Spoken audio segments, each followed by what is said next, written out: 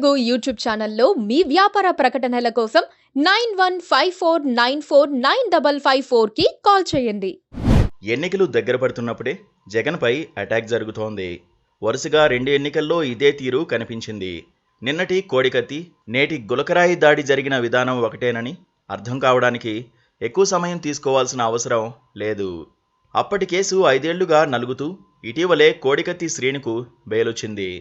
ఇప్పుడు జరిగిన రాయి దాడి ఎవరు చేశారు, ఎవరు చేయించారు ఇంకా తెలియాల్సి ఉన్నా జరిగిన ప్లేస్, జరిగిన విధానం అనుమానాలకు తావిస్తోంది. ఇది కూడా కోడికత్తి డ్రామా లాంటిదేనని జనం చెప్పుకునే అవకాశం కలిగింది. 2018 అక్టోబర్లో కోడికత్తి సీన్ జరిగింది. కోర్టు వాయిదాకు వెళ్లి వస్తున్న జగన్ రెడ్డిపై విశాఖ విమానాశ్రయంలో దాడి జరిగింది. జగన్తో మాట్లాడే క్రమంలో శ్రీను అనే కుర్రాడు జగన్పై కోడి పందాలకు వాడే కత్తితో దాడి చేశారు.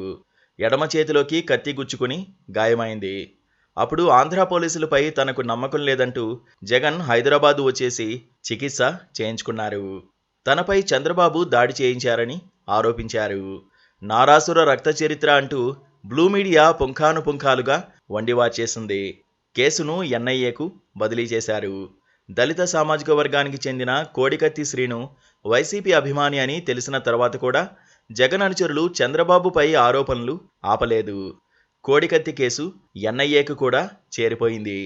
తొలుత విజయవాడ, తర్వాత విశాఖ కోర్టులో విచారణ జరిగింది.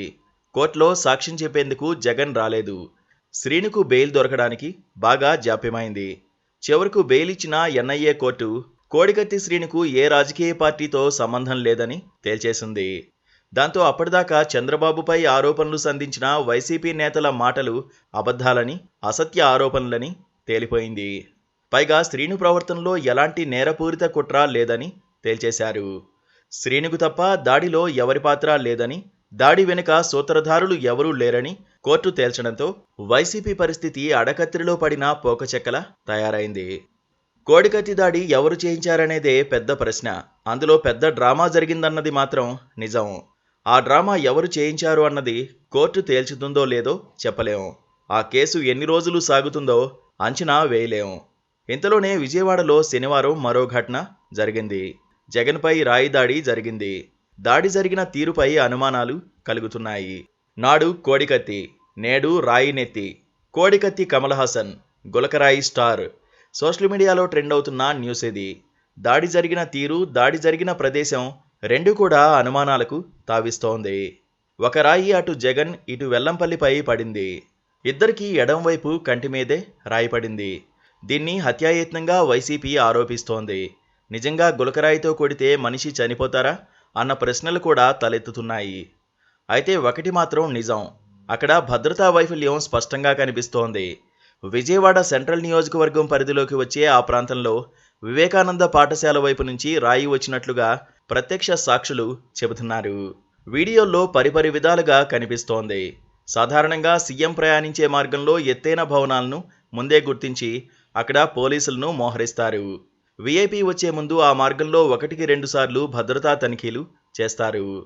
2 అంతస్తుల భవనంలో ఉన్న వివేకానంద స్కూల్ గదుల తలుపులు తెరిచే ఉన్నాయి. ఆ భవనమంతా ఖాళీగా ఉంది. అయినా అక్కడ ఎందుకు భద్రతా సిబ్బందిని పెట్టలేదు? భద్రతా తనిఖీల్లో దాన్ని ఎందుకు విస్మరించారు? జగన్ పర్యటిస్తున్న మార్గంలో ముందస్తుగా డ్రోన్ ఎగరేసి ఆ చుట్టుపక్కల ప్రాంతాలన్నిటినీ 360 డిగ్రీల కోణంలో చిత్రీకరించి భద్రతాపరంగా ఎక్కడైనా సమస్యలు ఉన్నాయా అనేది క్షుణ్ణంగా గమనిస్తుంటారు.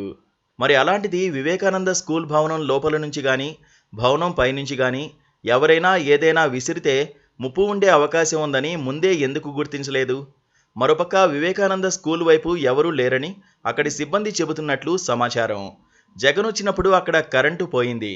సీఎం పర్యటనపై అలాంటిదేదైనా జరిగినప్పుడు కరెంటు పోతే వెలుతురు ఉండేందుకు వీలుగా ఫోకస్ లైట్లు వాడాలి. అది జరగలేదు. అదేమంటే ఇప్పుడు భద్రతా కారణాల రీత్యా కరెంటు తీశామని కొత్త వాదనకు తెరలేపారు. జగన్కు దెబ్బ తగిలిన వెంటనే కాన్వాయ్ను అక్కడి నుంచి సురక్షిత ప్రదేశానికి తీసుకువెళ్ళాలి. అలా చేయకుండా అక్కడే కూర్చోబెట్టి ప్రథమ చికిత్స చేశారు. పైగా వెంటనే సీఎం తన రోడ్ షోను కొనసాగించారు. దాడి జరిగినట్లు భావిస్తున్న టైంలో రక్షణ వలయంగా ఉండాల్సిన పోలీసులు కూడా చాలా లైట్ తీసుకున్నారు. నిజానికి అది ఎమ్మెల్యేలు, ఎమ్మెల్సీల నివాసాలు, కార్యాలయాలు ఉండే ప్రాంతం. అదనపు భద్రత ఉండాల్సిన ప్రదేశం. అయినా పోలీసులు అక్కడ పలుచుగానే కనిపించారు. ఇక వైసీపీ నేతలు 3-4 థియరీలు ప్రచారంలోకి తీసుకొచ్చారు. ఎయిర్ బుల్లెట్లు అంటారు, పెల్లెట్లంటారు, క్యాట్బాల్ దాడి అంటారు. ఇంతవరకు ఏదీ స్పష్టంగా తెలియలేదు. వైకాపా నాయకులు ఆరోపిస్తున్నట్లు పెల్లెట్, ఎయిర్ బుల్లెట్ అయితే ఈపాటికే వాటిని చూపించాలి కదా, కానీ అవెక్కడా చూపించట్లేదు. అయితే ముఖ్యమంత్రి నుదిటిపై గాయం చూస్తే అది తగిలిన గాయంలా కనిపించడం లేదని ఫోరెన్సిక్ నిపుణులు చెబుతున్నారు. రాయి వల్ల గాయమైతే అది దాని పరిమాణాన్ని బట్టి ఒక నాణెం పరిమాణం నుంచి ఎంతైనా వృత్తాకారంలో ఉంటుందని విశ్లేషిస్తున్నారు. ఏదైనా సంఘటన జరిగితే దాన్ని క్యాష్ చేసుకోవాలని చూడడం రాజకీయ నాయకుల లక్షణం. ఇప్పుడు వైసీపీ విషయంలోనూ అదే జరుగుతోంది. చంద్రబాబు నాయుడే దాడి చేయించారని వైసీపీ నేతలు ఆరోపణలు సంధిస్తున్నారు. ఈ విషయంలో పరస్పరం సోషల్ మీడియా యుద్ధానికి తెరతీశారు. ఇక్కడ ఒక అంశం మాత్రం అంతుపట్టడం లేదు. ఒకవేళ పబ్లిసిటీ కోసం వైసీపీ నేతలే దాడి చేయించారు అనుకుందాం. అది కాస్త గురితప్పి జగన్ కంటికి తగిలితే కన్నుపోయే పరిస్థితి ఉండేది. మరి జగన్ అంతటి రిస్క్ తీసుకుంటారా అన్నది పెద్ద ప్రశ్న. ఎందుకంటే లోగుట్టు పెరుమాల్కే ఎరుక అంటారు కదా. ఎప్పటికైనా అసలు సంగతి తెలుస్తుందో లేదో. కోడికత్తి కేసే ఎంతవరకు ఒక కొలిక్కి రాలేదు.